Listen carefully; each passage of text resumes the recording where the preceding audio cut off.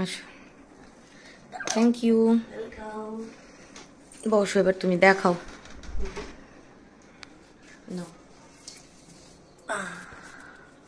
আসলে ব্যাপারটা হচ্ছে রিওর মানে এখন না আমি এগুলো রিও আর রিওর বাবা আমাকে আনতে দেয় না।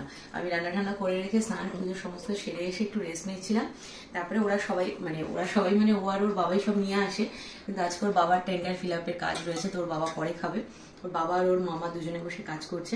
এবার আমাদের টাইম হয়ে গেছে, আমার ছুটকুর খিদে পেয়ে গেছে, তাই আমি আর রিও এখন খেতে বসে পড়েছি। আচ্ছা, আজকে লাঞ্চের মেনু কি? আজকে লাঞ্চের মেনু একটা তো তুমি দেখে নিয়েইছো, আর একটা ঢাকা রয়েছে, সেই জন্য তুমি দেখতে পাওনি। আচ্ছা, তো লাঞ্চের মেনুতে রয়েছে হচ্ছে এখানে গরম গরম ভাত। ওর মামাও আছে আজকে বাড়িতে, বেশি করেই ভাত করেছি। আর এইখানে রয়েছে হলো এই যে সমস্ত সবজি দিয়ে, চিংড়ি মাছ দিয়ে ঝোল, একটু বেশি বেশি করেই ঝোল করেছি। আর এই দেখো, এটা হচ্ছে পাঁচমিশালি সবজি আছে। এখানে আছে কি কি বলতো?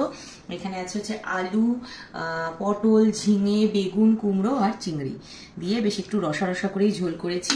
এই দেখো, আর এটা খেতে না খুব সুন্দর হয়েছে। আমি একটুখানি টেস্ট করেছিলাম, সেই জন্য বলছি। মানে রান্না করতে করতে না খিদে পেয়ে গেছিল, একটুখানি জাস্ট 2-3 চামচ মতো একটু টেস্ট করেছিলাম। খুব ভালো হয়েছে এটা খেতে। আর এটা না এরকম ভাবে করার কারণ হচ্ছে, মানে ব্যাপারটা কি বলতো, এখন যা গরম পড়েছে না, একসঙ্গে ডাল তরকারি সবকিছু রান্না করা আমার পক্ষে এখন পসিবল হচ্ছে না। তো সেই জন্য ভাবলাম সবজিও খেতে হবে, আর সেটা যদি একটু তরিজুত করে করি তাহলে ছেলে আর ছেলের বাবাও খুশি হয়ে যাবে। সেই জন্য এইভাবে করেছি, আজকে আর ডাল করিনি। আর এখানে রয়েছে হচ্ছে এই যে, এটা হলো পমফ্রেট মাছের ঝাল।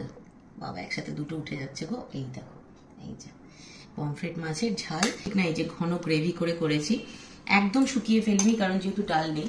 তো এই দিয়ে হচ্ছে আজকের খাওয়া হবে। আমি আর এখন রিও খাবো, আর বাকিরা পরে এসে খাবে। তো চলো আমরা এখন লাঞ্চটা সেরে নিই।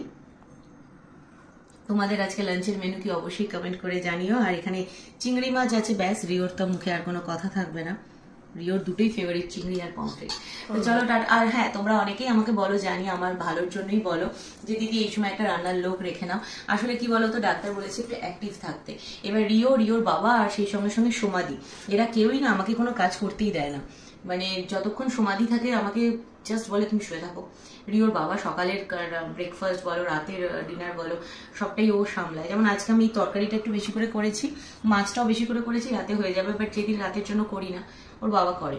তো এখন শুধুমাত্র দুপুরের রান্নাটাই আমাকে করতে হয়।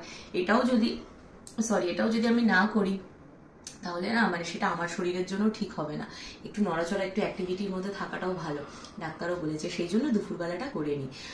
এই জন্য এখন অব্দি রান্নাটা নিজের উপরে রেখেছি। যখন পারবো না, খুব অসুবিধা হবে, তখন তো লোক রেখেই নেবো। এই হলো কথা। চলো আমি রিওর ভাতটা মেখে দিই। চলো টাটা। তোমাদের লাঞ্চের মেনু কি অবশ্যই কমেন্ট করে জানিও। আজকে আবার অনেকদিন পর লাঞ্চের ভিডিও দিলাম।